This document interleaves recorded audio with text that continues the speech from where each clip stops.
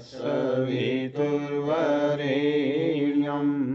भर्गो देवस्य धीमहि धियो यो नः प्रचोदयात्। ॐ संगच्छध्वं संवदध्वं संवो मनसि जानता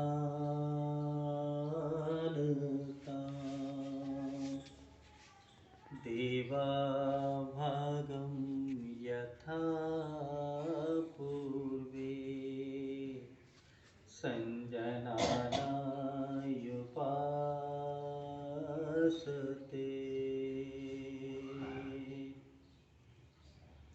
ॐ विश्वानि देव सवितरदुरितानि पराशुभ यद्भद्रं तन्नयाशुभ। तो सर्वेश सकल सुखदाता शुद्ध स्वरूप विधाता है, उसके कष्ट नष्ट हो जाते शरण तेरी जो आता है। सारे दुर्गुण दुर्व्यसनों से हमको नाथ बचा लीजिए, मंगल में गुण कर्म पदार्थ प्रेम सिंधु हमको दीजिए, प्रेम सिंधु हमको दीजिए। ओम शांति शांति शांति। वंदनीय मातृशक्ति,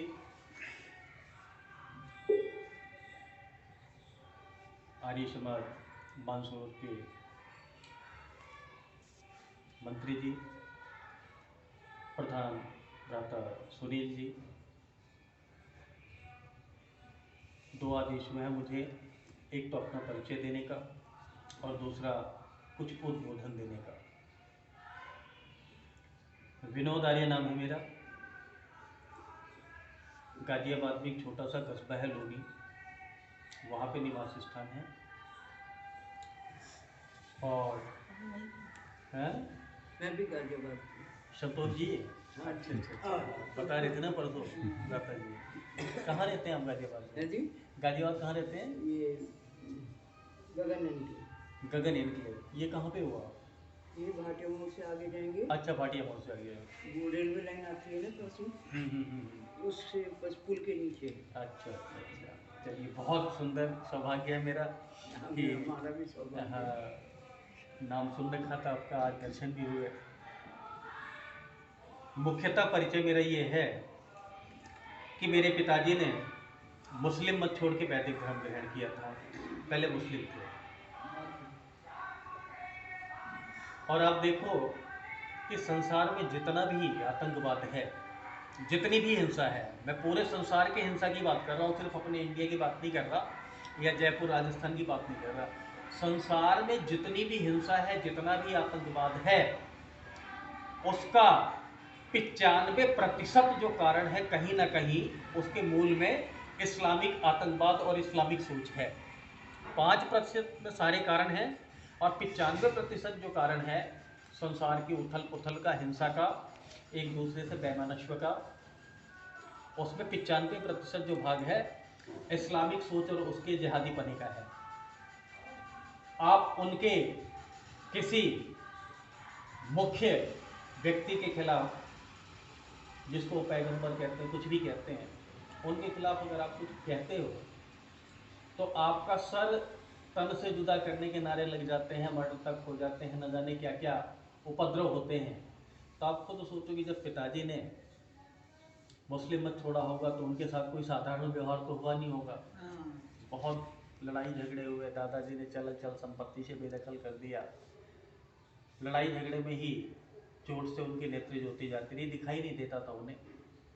चूँकि मौलवी पहले थे और आर्य समाज में आने के बाद गुरुकुलीय शिक्षा ली, वैदिक और आर्य ग्रंथों का भी पठन पाठन किया, अध्ययन किया, तो आर्य समाज के बड़े अच्छे वक्ता थे। वेद और कुरान पे उनका तुलनात्मक प्रवचन बहुत बढ़िया होता था। खैर पिछले साल ही 80-81 साल की अवस्था में उनका देहांत हो गया, कोरोना काल में ही। मैं भी आर्य समाज का एक छोटा सा प्रचारक हूँ। ये तो रहा मेरा संक्षिप्त परिचय। उद्बोधन के लिए आदेश हुआ था, कुछ चर्चा करेंगे हम, उसके बाद 2 मिनट लूँगा मैं अपने आने का मंतव्य उद्देश्य बताने के लिए। वैदिक विनय अभयदेव जी लेखक हैं जिसके, और बड़े सुंदर शब्दों में मंत्रों की व्याख्या करते हैं।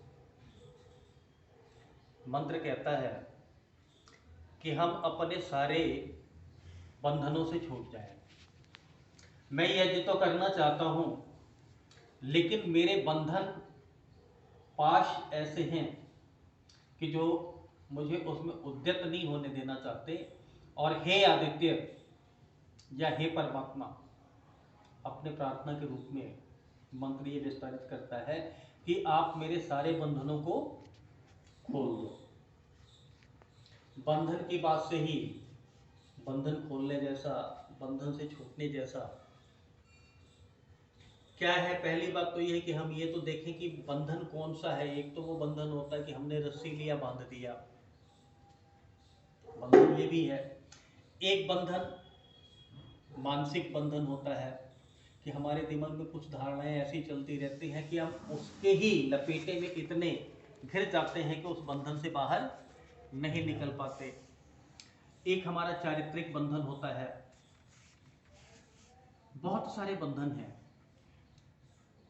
सांसारिक जो बंधन है रस्सियों का, तो उसको तो हम खोल लेते हैं, काम चल जाता है। लेकिन ये जो बंधन है जिससे मुक्त होने की बात मंत्र कहता है कि आप मेरे सारे बंधन खोल डालो। आप देखो तो सही कि वो बंधन है कौन से, कौन से बंधन है वो। महात्मा आनंद स्वामी सरस्वती जब अपना प्रवचन देते थे तो बड़े छोटे छोटे संदर्भ उनके होते थे, छोटी छोटी पुस्तकें उन्होंने लिखी थी। और उनकी जो पुस्तकें थी वो कोई ऐसी नहीं थी कि बहुत भारी भरकम अर्थों वाली हो। छोटे छोटे उदाहरण होते थे, दृष्टांत होते थे उनमें। और उन उदाहरणों से, दृष्टांतों से महात्मा आनंद स्वामी हमें शिक्षा दिया करते थे। वो कहते थे ना कि एक व्यक्ति था और सर्दियां थी, उसने कंबल ओढ़ा हुआ था। सर्दियां बीत गईं, लेकिन जब गर्मियां आई तो उसके बावजूद भी वो कंबल ओढ़े रहता था। लोगों ने कहा कि भाई इसको हटा क्यों नहीं देते हो, तो सुना अनसुना कर देता था। और उसका कहना ये होता था कि कंबल मुझे छोड़ नहीं रहा, कंबल मुझे नहीं छोड़ रहा है, वो यही कहता। लोगों ने कहा कि कंबल में इतनी शक्ति नहीं है, या कंबल जो है ऐसी वस्तु नहीं है कि जो आपको जकड़ सके, पकड़ सके, उसको छोड़ना तो आपको है। तो हमारे ये जो बंधन है ये हमने ही अपने इर्द गिर्द निर्मित किए हैं और इसको छोड़ना भी हमें ही है। बंधन है कौन से? काम, क्रोध, लोभ, मोह, ईर्ष्या, द्वेष, ये सारे बंधन ही तो हैं। आपने देखा होगा कि हमारी पूरी उम्र बीत जाती है। अभी हम ब्रह्म यज्ञ कर रहे थे, संध्या कर रहे थे। ईमानदारी से बताओ आप कि संध्या के मंत्रों को हम पढ़ते जाते हैं या हवन करते जाते हैं, परमात्मा की प्रार्थना करते जाते हैं, हम में से कितने लोगों का जो मन है वो एकाग्रचित्त होकर के जिस कार्य को हम कर रहे हैं उसमें ही लगा हो? ऐसा नहीं हो पाता है। मैं दावे के साथ कह सकता हूं, डंके की चोट पे कह सकता हूं कि जो व्यक्ति समाधि लगाने तक की अवस्था में नहीं पहुंच पाया है और उसके नीचे का व्यक्ति अगर कहता है कि मैं 10 मिनट तक लगातार अंतर ध्यान होकर के परमात्मा की भक्ति कर लेता हूं, प्रार्थना कर लेता हूं, उपासना कर लेता हूं, तो वो सरासर झूठ बोलता है।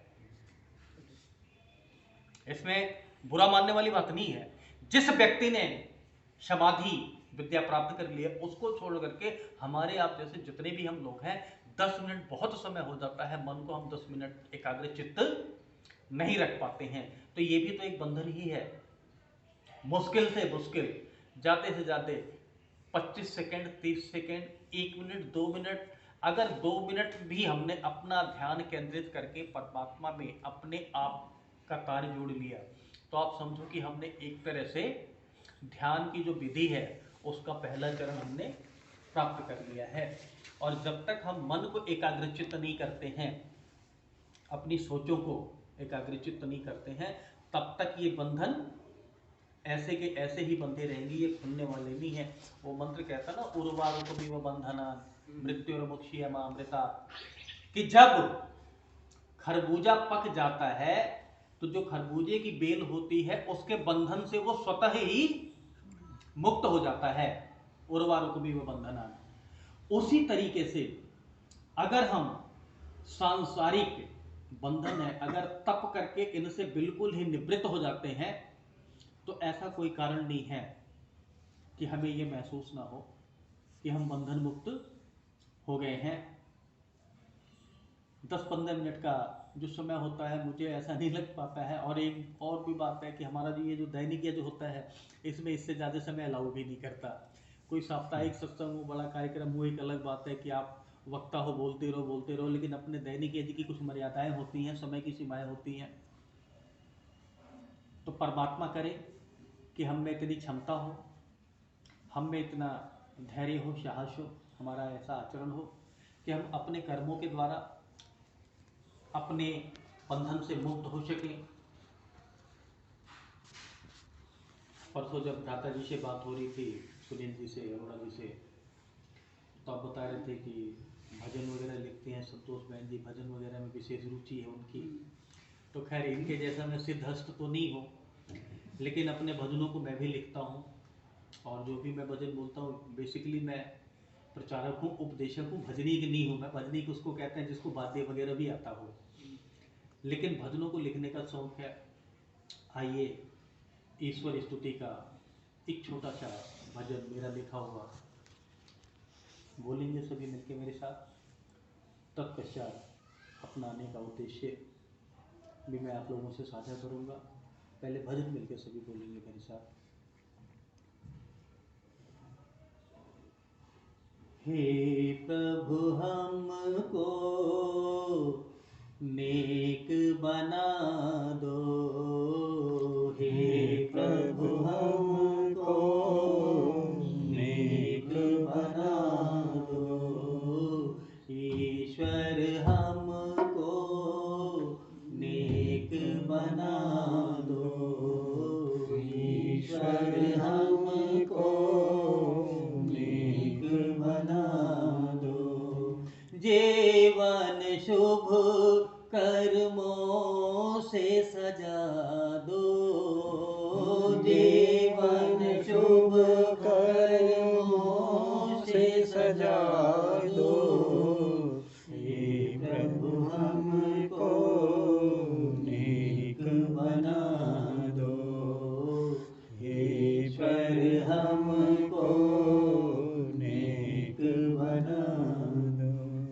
चले ना कुपथ पे कभी पैर ये मेरा, चले ना कुपथ पे कभी पैर ये मेरा, सबको मानो अपना ना हो गैर कोई मेरा, सबको मानो अपना ना हो गैर कोई मेरा, स्नेह करूं मैं सभी को बराबर, स्नेह करूं मैं सभी को बराबर, अपने बेगाने का भेद मिटा दो, हे प्रभु मुझको नेक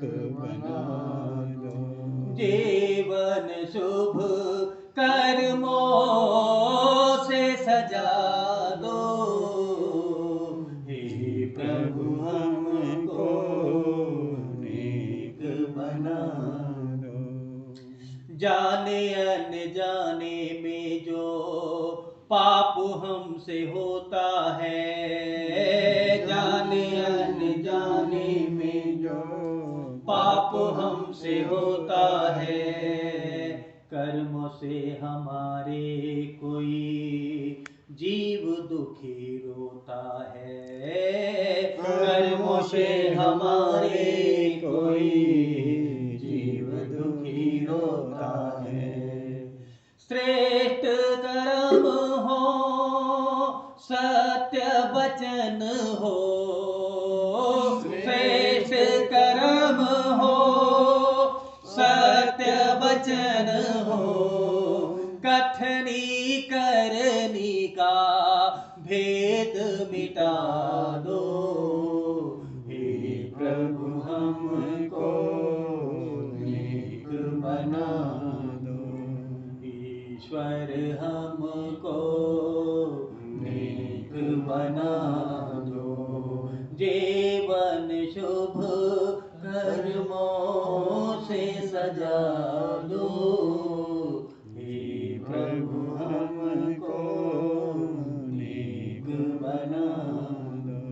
कहते हैं दर पे तेरे कुछ ना कमी है, कहते हैं दर पे तेरे कुछ ना कमी है, यही सोच के तुमसे आस जगी है, यही सोच के तुमसे आस जगी है। जो भी जरूरत उचित है मेरी, जो भी जरूरत उचित है मेरी, अपनी कृपा से उसको पूरी करा दो, हे प्रभु हमको नेक बना दो, जीवन शुभ कर्मों से सजा दो, जीवन शुभ कर्मों से सजा दो, हे प्रभु हमको नेक बना दो, ईश्वर हमको नेक बना दो, ईश्वर हमको नेक बना दो।